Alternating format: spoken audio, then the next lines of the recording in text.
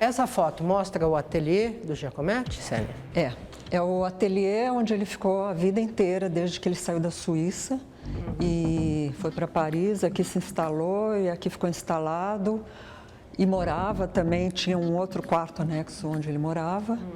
E depois veio a mulher dele também. Durante muito tempo, ele só tinha um piso de terra batida. Ele não queria mexer em nada. Só com o tempo, acho que com alguma insistência da mulher dele, eles puseram ladrilho, cerâmica. Assim, uma coisa que eu tenho uma curiosidade, que é como ele fazia as esculturas. Essas, especialmente, esses homens compridos, mulheres muito compridas também. Como é que era feito? Olha, ele sempre trabalhava com uma matéria moldável, então ou argila ou gelo, ou gesso. E o gesso muito líquido, então para dar consistência ele misturava com essa espécie de corda, sisal, não sei, uma fibra. Uma fibra que dava consistência e ele ia armando, porque ele não era um escultor de cinzelar. Sei.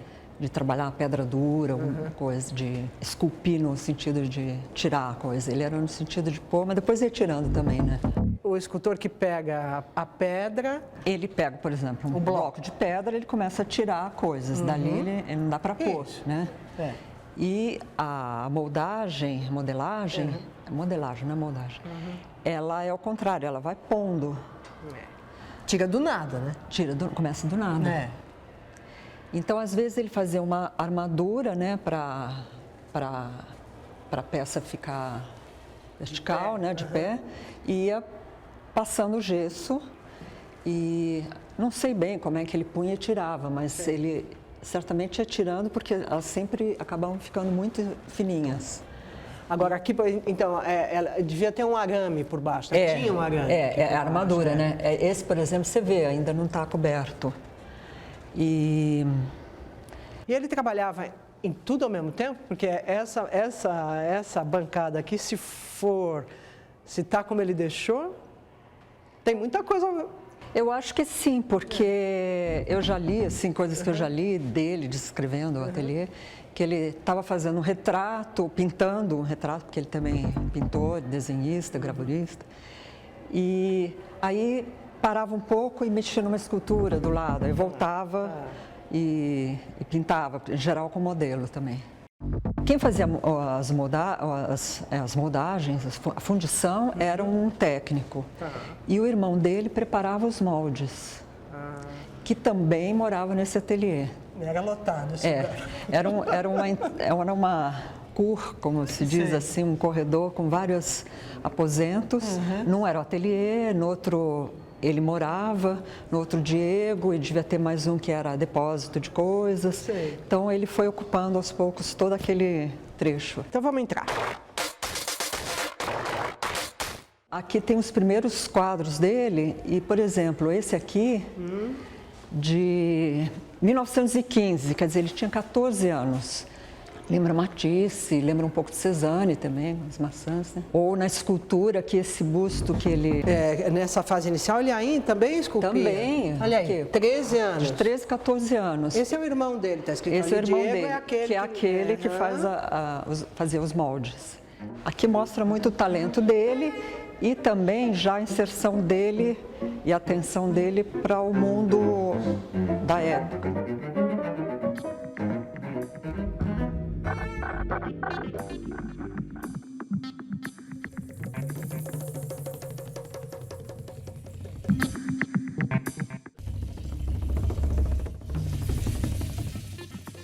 Essas obras aqui são esculturas mais ou menos cubistas, então ele já estava também, não estava isolado lá na Suíça.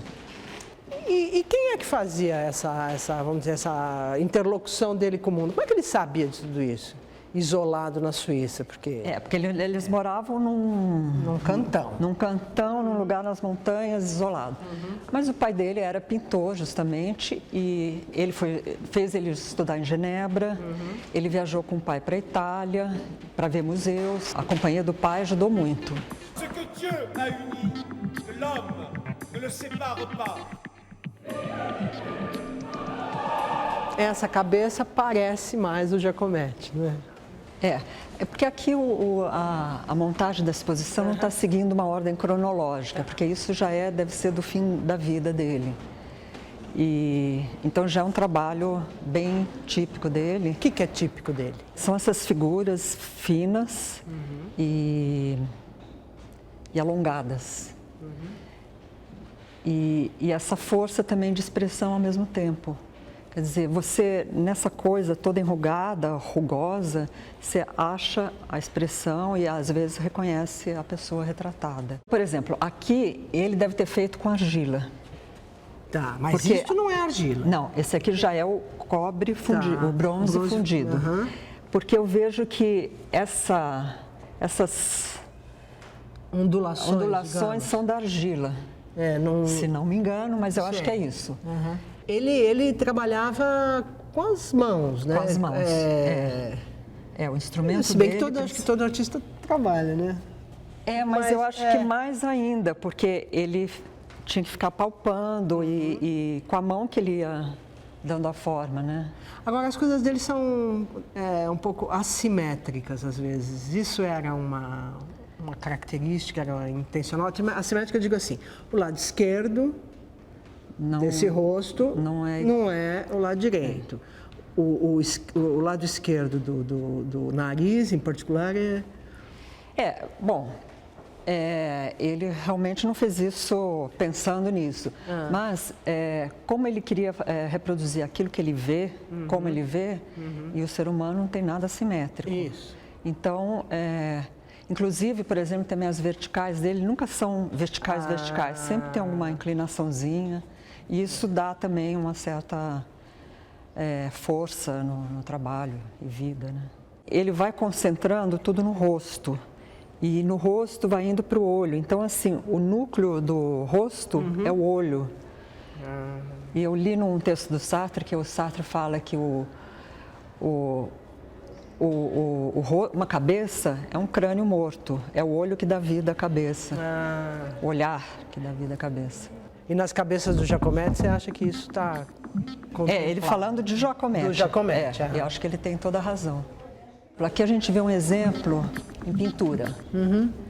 Esse exemplo de a coisa vai indo, é aqui que ele vai concentrando. Aqui fica meio inacabado, meio esboçado. E então ele vai concentrando Você tem razão. no rosto, no olho. Bom, aqui tem uns exemplos de trabalhos em gesso. Isso mostra muito como ele também era moderno, porque assim, ele não tinha esse respeito ao trabalho de gesso, que gesso você não pode pintar, não pode, escultura não se pode pintar. E aqui ele faz esses rostos meio achatados e dá os traços do rosto com uma incisão, com incisões, né? Então, assim, ele... muita liberdade. Tá. Muita liberdade. Quer dizer que não pode pintar gesso na convenção? vamos Não, dizer? assim, convencionalmente, assim, escultura é forma. Então, Sei. cor Cor é da pintura. E tanto que a gente vê muito pouco. Claro que mais recentemente tem esculturas pintadas, bastante, né? Mas na época, inclusive, foi mal recebido isso. Tá bom. Essa é uma obra conhecida, né? Então, essa é uma obra da fase surrealista dele, e o que também mostra como ele, já em Paris, já se uniu ao que tinha de vanguarda na arte, na cultura. No que está o surrealismo dessa escultura, que chama Mulher Colher? O surrealismo é sempre essa coisa meio de sonho, de símbolo. Tem outras coisas aí, mas assim, é porque ele fazia parte do grupo. Entendi. E convivia com o pessoal. E tanto que quando ele passou a fazer trabalhos, pintura ou escultura de figurativa, de observação do modelo, ele foi expulso do grupo surrealista. Entendi. Porque ele não estava obedecendo ao imaginário, ele estava muito preso à realidade. Ele não estava preocupado com as convenções, Não, aparentemente, não. do que você está contando. Não, e isso, É. a obra dele inteira mostra isso, que ele não estava nem um pouco preocupado com o que se fazia e essa integridade dele, de buscar dentro dele, tirar de dentro dele os trabalhos. E isso, para mim, é uma das coisas mais notáveis e emocionantes até do trabalho dele. Tinha uma coisa também das esculturas dele, elas não tinham muito volume, achatadas, e a gente vê isso já nesse começo, que ainda tem volume, mas o perfil dessa mulher-colher é completamente diferente da frente e das costas. Quer dizer, você vê um lado é outra obra, e aqui, então, de perfil, ela é uma mulher, você vê a barriga, o seio, a cabeça, e de frente é realmente uma colher, mas também tem uma barriga, Tem uma cabeça. Tem uma cabeça, tem até uma boca, cintura fina. Olha, essa escultura também é da fase surrealista, mas a gente vê nela muita influência da arte africana, porque era uma coisa que estava em voga na época na Europa. Eles estavam descobrindo a arte africana, o Picasso e outros. Então, e ele se encantou muito com isso, tanto que ele tem vários estudos de objetos, não só africanos, mas primitivos. Agora, Célia, aqui a textura, vamos dizer, da obra é completamente diferente, né? Porque é lisa. É, porque aquela textura vem depois. Vem depois, né? Aqui ainda ele estava interessado em fazer... Ele tinha uma forma na cabeça e queria realizar aquilo. Tá. As outras que ele fez depois, né? Ele queria realizar o que ele via. Então era na hora que ele ia resolvendo. E essa é do surrealismo, hein? Aí eu acho lindo esse trabalho, assim, tem essa bola com a fenda que parece que vai passar, mas não passa, ela está parada, você não sabe se vai tocar ou não. E esse barbante também, todo meio precário, né? Que ele pendura, por onde ele pendura a peça. E aqui nesse trabalho tem uma coisa que também vai acontecer muitas vezes no trabalho dele, é a tal da gaiola. Quer dizer, ele cria um espaço para a obra. Então, assim, também como Sartre fala, ele cria o cheio a partir do vazio.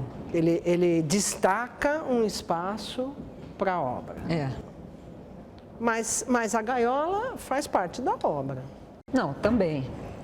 Também, mas ela faz parte porque para ele tudo é parte, né? Mas ela ajuda a concentrar o espaço da obra, da parte principal da obra, não sei se dá para falar assim. Agora, Célia, você vê que a bola está pendurada, mas ela, na verdade, está apoiada na meia-lua. E a meia-lua está presa no chão. Então, na verdade... Não tem esse movimento, não existe. Não, na verdade, não precisa pendurar. Né?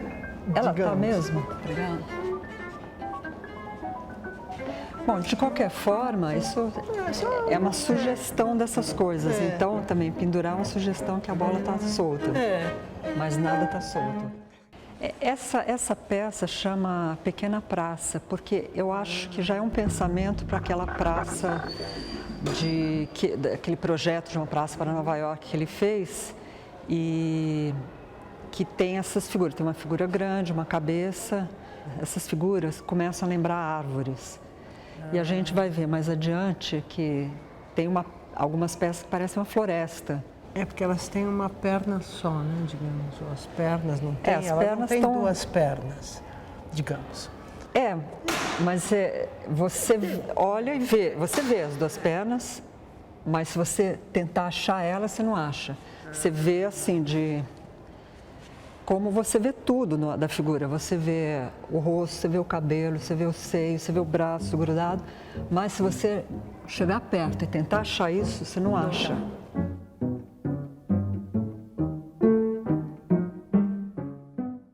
Essa peça aqui pertence ao Museu de Arte Moderna do Rio de Janeiro. É o único trabalho do Giacometti que está aqui em alguma instituição no Brasil. E o Sartre fala uma coisa dessas peças, que ele deve estar falando, não sei de qual exatamente, mas corresponde a essas duas um pouco. Giacometti frequentava Les Funks, que era um bordel. E aí então o Sartre fala que essas peças são assim, umas 4 mulheres que ele viu lá no fundo de uma sala. Então tem essa distância de lá no fundo. E essa base seria o assoalho na vertical, como se fosse abrir uma tampa de uma caixa. E ele fala até em vagalhão. Eu acho que vagalhão, essa lembra mais, assim, uma onda enorme. E então elas, principalmente essa, sugere muito essa distância. E toda essa base, mais essa parte de baixo da base, elas colaboram para dar essa sensação de distância das figuras. Então, eu falei da floresta, e aqui nós estamos realmente numa floresta. E então, essas figuras que pululam, né, que vêm desse chão, ou se apoiam nesse chão, se ancoram nesse chão, né, porque o pé tem um tamanho desproporcional, e são muito bonitas. Essa peça, principalmente, é uma peça assim, muito, quase única assim, nessa fase do trabalho dele. Pessoas interpretam isso como a lembrança dele de 2 momentos que ele testemunhou uma morte ou um morto. Então, assim, como ele ia vendo, a pessoa ia morrendo e deitada e o rosto ia murchando e o nariz ia crescendo. Ou, como aquela outra, um morto de boca aberta. Mas também não importa, né? Porque ela tem uma força. Eu acho essa aqui muito bonita. Que a gente entra numa sala que a gente se sente espiado, vigiado de todos os lados, porque você está olhando isso aqui, você tem uma série de retratos atrás de você, nas suas costas, você vira para cá, você sempre tem rostos olhando na sua direção. Esse aqui eu acho que tem uma expressão muito bonita, assim, com essa... Essa suposta sobrancelha ali, que não é, né? Porque... Não, é como se fossem as rugas, assim, da expressão. E que ele certamente foi com canivete que ele trabalhou isso. Eles não têm braços, né? Não, porque, como eu falei, é a cabeça que interessa. Ele sugere o tronco, mas o interesse está na cabeça, como a gente pode ver também nessas pinturas todas. Que ele esboça tudo e você imagina, assim, quando ele está pintando, que ele vai deixando isso um pouco de lado e vai se concentrando, concentrando, concentrando. E aqui você sente que tem muita tinta aqui, que é aqui que ele ficou indo e vindo, e que é o que a gente sente aqui de opressor, esses olhares todos sobre a gente.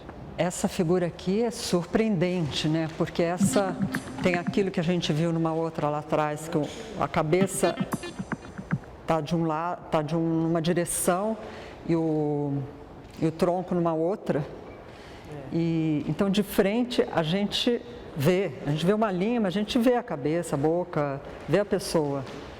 E de lado você vê o perfil, quase como se estivesse chapado.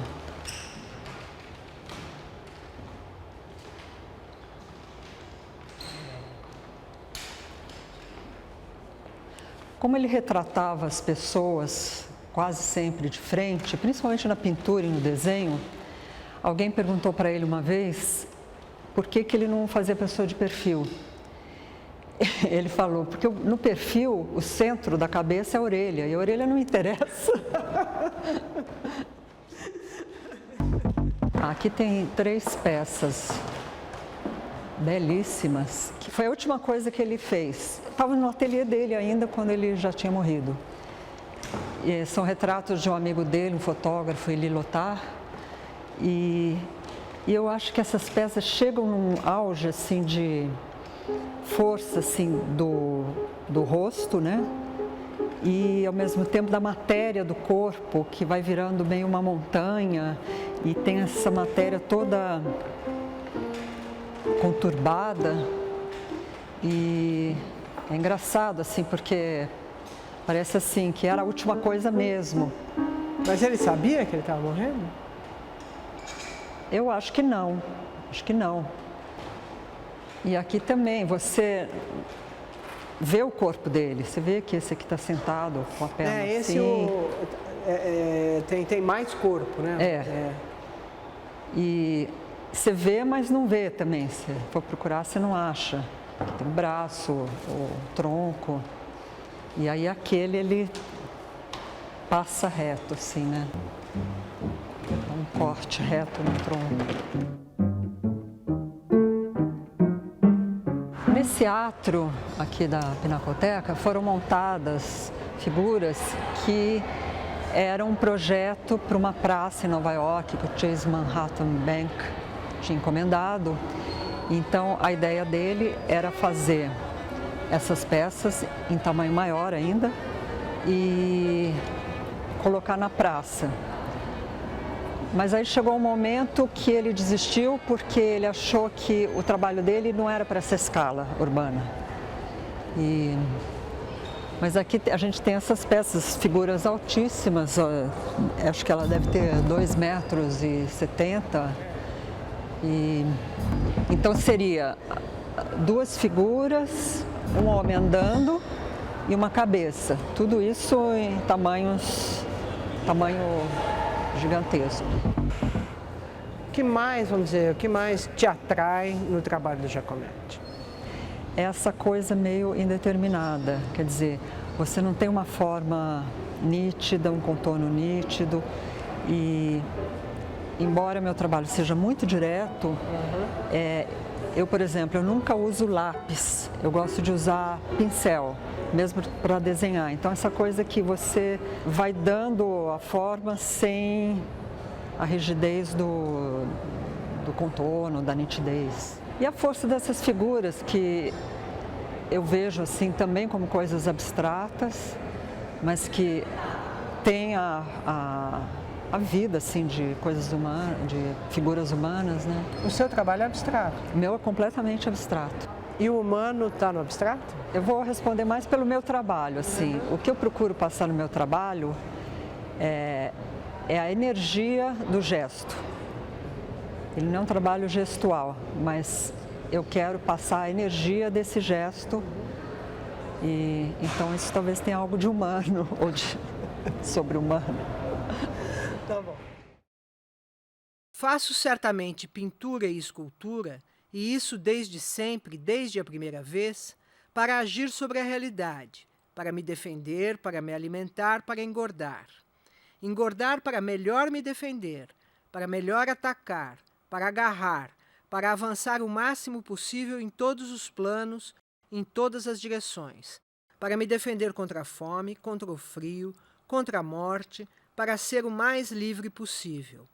O mais livre possível para tentar melhor ver, melhor compreender o que me cerca, melhor compreender para ser o mais livre, o mais gordo possível, para se despender, para me despender o máximo possível no que faço, para correr minha aventura, para descobrir novos mundos, para fazer minha guerra, pelo prazer, pela alegria, guerra, pelo prazer de ganhar e de perder.